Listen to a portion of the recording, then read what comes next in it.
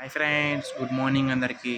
నేను ఈరోజు స్పెషల్గా ఈ వీడియో ఎందుకు చేస్తున్నానంటే, లైఫ్ మీద ఎవరికి ఇంట్రెస్ట్ ఉండటం లేదు అండ్ లైఫ్ గురించి ఎవరికి అర్థం కావడం లేదు. లైఫ్ మనం ఎంత కష్టపడితే మనకు వస్తుందో, మన తల్లిదండ్రులు మనకి ఎంత కష్టపడితే వాళ్ళు మనకి జన్మనిస్తున్నారో ఎవరికి అర్థం కావడం లేదు.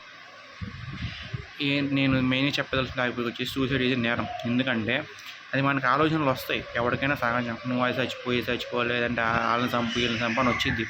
నువ్వు వాళ్ళని చంపకూడదు, నువ్వు సాగకూడదు. ఎందుకంటే ఒక తల్లి 9 months మనల్ని మోసి కనింది మనం చావడానిక, వాళ్ళ కన్నీళ్ళు మిగిల్చాక కాదు కదా. ఈరోజు ఒక న్యూస్ చూశాను. 16 ఏళ్ళ పిల్ల, మీరు చూసే ఉంటారు, బిచ్చగాడు సినిమా హీరో విజయ్ ఆంటోనీ వాళ్ళ పిల్ల. ఆయనకి 45 years పైనే ఉంటే 16 years పిల్ల, అంటే చేతికి వచ్చిన పిల్ల చనిపోతే ఆయన ఎలా ఫీల్ అవుతాడు? అది కూడా న్యాచురల్ డెత్ కాదు. న్యాచురల్ డెత్ మనం ఫీల్ అయ్యేవాళ్ళం కాదు, సూసైడ్. ఒకే రోజు నేను ఒక్క న్యూస్ చూసింటే ఈ ఒక్క న్యూస్ చూసి చేసేవాడిని కాదు. ఈరోజు దాదాపు అంటే అలాంటి న్యూస్ 3 వచ్చినాయి అండ్ రోజు వస్తూనే ఉన్నాయి. జనాలకి లైఫ్ అంటే వాల్యూ లేకుండా పోతుంది, ఫస్ట్ పాయింట్. నెక్స్ట్, ఎవడో ఏదో మోసం చేశాడు కదా, మేము పోతే మా లైఫ్ బాగుంటుందని ఇంకొకటి అశ్రద్ధ లైఫ్ మీద. అండ్ ఇంకొక పాయింట్, నేను చెప్పేంత పెద్దోడిని కాదు ఏజ్లో, కానీ నా ఎక్స్పీరియన్స్ బట్టి నేను 27 years నా లైఫ్ గురించి చెప్తున్నాను. అండ్ ఇంకొకటి, నిర్లక్ష్యం. మేము బతికి సాధించేది ఏముందండి? సాధించినప్పుడు భూమి మీదకి రావడం ఎందుకు? భూమి మీదకి వచ్చిన తర్వాత మీరు ప్రాణాలు, అసలు న్యాచురల్ డెత్ అనేది సహజమే. న్యాచురల్ డెత్ ఎగ్జాంపుల్ 70-80 years వచ్చిన తర్వాత ఎవరైనా పోతారు పైకి. ఇప్పుడు ఈ కాలానికి ఎవడొకరు పోతారు. ఇంత ఏజ్ అని లిమిట్ మనం చెప్పలేము. ఎవడ ఆరోగ్యాలు బట్టి, ఎవడ బాడీ బట్టి వాళ్ళు పోతారు.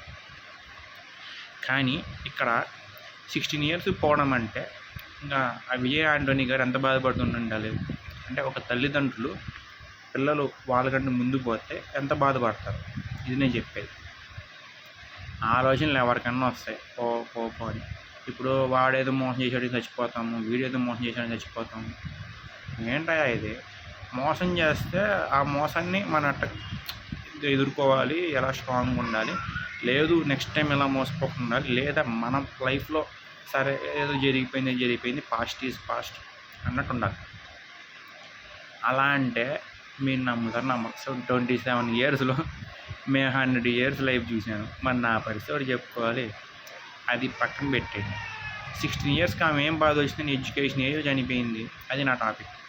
ఈ ఒకటే అని కాదు, చాలామంది నేను చూసాను 20 years లోపు వాళ్ళకి కాన్సన్ట్రేషన్ స్టడీ మీద లేదు, సూసైడ్ టెండెన్సీ మీద ఉంది. అది ఎందుకు చేసుకుంటున్నా నాకు అర్థం కావటం లేదు.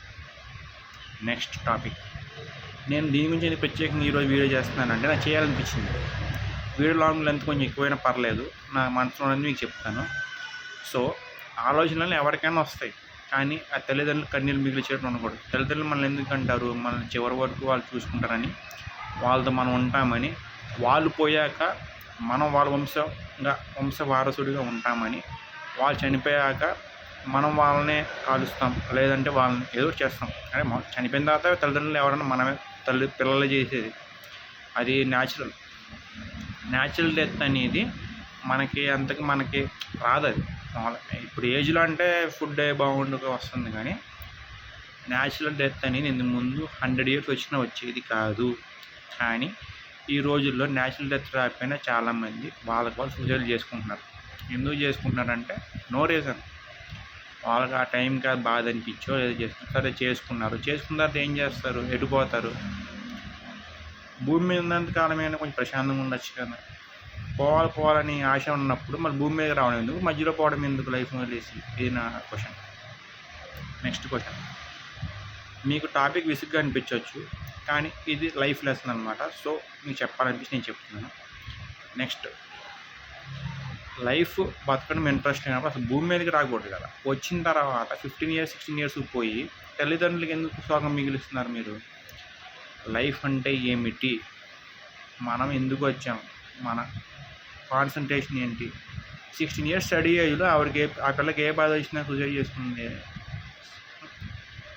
ముసలోళ్ళే మేము ఇంకా బతకాలని చెప్పి ఆ మందులు వాడి ఈ మందులు వాడి ఇంకో 10 years బతికితే బాగుండి, ఇంకో 5 years బతికితే బాగుంది.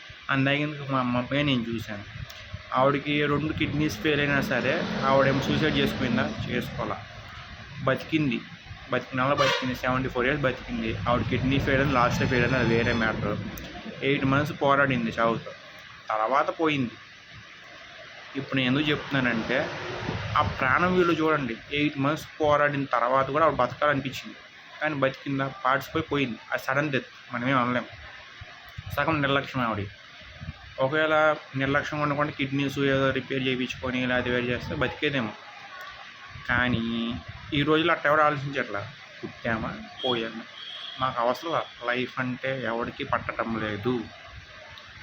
ఎందుకు ఇలా చేస్తున్నారో, ఎందుకు ఇలా ఉంటున్నారో, చిన్న చిన్న ఏజుల్లో స్ట్రెస్కి స్ట్రెయిన్కి ఎందుకు గురవుతున్నారో నాకైతే అర్థం కావటం లేదు.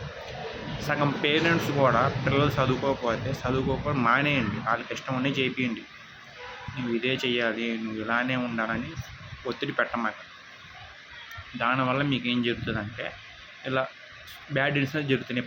పెద్దగా చెప్పాల్సిన అవసరం లేదు, బ్యాడ్ ఇన్సిడెంట్స్ జరుగుతాయి. సో ఇక నుంచి అయినా లైఫ్ అంటే ఏంటి, లైఫ్ వాల్యూ అంటే ఏంటి, లైఫ్ లెసన్ అంటే ఏంటి, మన దేవుడు ఎందుకు క్రియేట్ చేశాడు, మనం ఎందుకు ఉంటున్నాము, మనం ఎన్నాళ్ళు ఉంటున్నాము, మనం ఏం చేస్తున్నాము, మనం మంచి చేస్తున్నాం చెడు చేస్తున్నాం, ఎవరికి మోసం చేస్తున్నాం, ఎవరికి మంచి చేస్తున్నాం నేను ఆలోచించి బతకండి. ఏదో పుట్టాం పోయామంటే కాదు. Life is not a easy task ఎవరికైనా సరే. ఆలోచనలు వస్తాయి, ఆలోచన ప్రకారం ఇప్పుడు చచ్చిపోతావు, చచ్చిపోయిన తర్వాత ఎక్కడ పోతావు? న్యాచురల్ డెత్ అయితే ఒకరిని మంచి క్రియల వల్ల నువ్వు దేవుడి దగ్గరికి వెళ్తావేమో, కానీ అన్యాచురల్ డెత్ వల్ల నీకు జరిగే నష్టం ఏంటో తెలుసా? నువ్వు నరకానికి వెళ్తావు. అది తెలుసుకో. నరకం ఎక్కడో లేదు, నీ ప్రాణం పోయిన తర్వాత నీ వెళ్ళేది నరకం. అది ఎప్పుడో వచ్చే నరకం పక్కన పెట్టు. క్రిస్టియన్స్ చెప్తారు ఆ యేసుక్రీస్తుని నమ్ముకోపోతే చచ్చిపోతాను, అది పక్కన పెట్టు. ఆ యేసుక్రీస్తు లేరు, అల్లా లేరు, ఎవరు లేరు. దేవుడు ఈజ్ ఒకటే. మనం చాలా రకాల పేర్లు పెట్టుకున్నాం తప్పించి మనం అన్యాచురల్ డెత్ చేసుకోకూడదు. మ్యాక్సిమం బతకడానికి ప్రయత్నించండి, మ్యాక్సిమం హ్యాపీగా ఉండడానికి ప్రయత్నించండి. ఎన్ని కష్టాలు వచ్చినా ఎన్ని వచ్చినా మ్యాక్సిమం ధైర్యంగా బతకడానికి ప్రయత్నించండి. అంతేగాని సూసైడ్లు చేసుకొని తల్లిదండ్రులని జీవితాన్ని నాశనం చేసుకోమాకండి. ఇది నేను చెప్పదలసిన స్పీచ్. ఏమన్నా తప్పులుంటే క్షమించండి. నెక్స్ట్, నేను పర్టికులర్గా ఇలా సూసైడ్ మీద ఎందుకు వీడియో చేస్తున్నానంటే ఆలోచనలు వస్తాయి, కానీ ఆలోచనలు మనం ఎలా ఫేస్ చేయాలి, ఆలోచనకి ఆన్సర్ చెప్పాలని మీరు ఆన్సర్ని చేసుకోండి. మైండ్ని స్ట్రాంగ్గా పెట్టుకోండి. ఫస్ట్ మీరు బాడీ స్ట్రాంగ్ కాదు, బాడీ స్ట్రాంగ్ అని జిమ్కి వెళ్ళిపోవడం కాదు, మెంటల్గా స్ట్రాంగ్ ఉండండి. మెంటల్గా స్ట్రాంగ్ ఉంటే మిమ్మల్ని మించిన హీరోయిన్ ఎవరు ఉంటారు. సో ఇక నుంచి అయినా be brave, be strong, be good, do good. అంతేగాని 16 ఏళ్ళకే 18 ఏళ్ళకే పోవడం కాదు, అది చేతగానితనం అంటారు దాన్ని.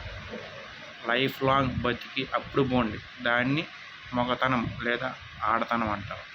సో ఆడవాళ్ళకి మగవాళ్ళు చెప్పదలుచుకుంది ఒకటి, లైఫ్ లాంగ్ బతికి న్యాచురల్ డెత్ వచ్చే వరకు వెయిట్ చేయండి, లేదా అసలు భూమి మీద రావడం మానిపడేయండి. మధ్యలో వచ్చి మధ్యలో పోమాక. ఇదే నేను చెప్పదలుచుకుంది. Thank you.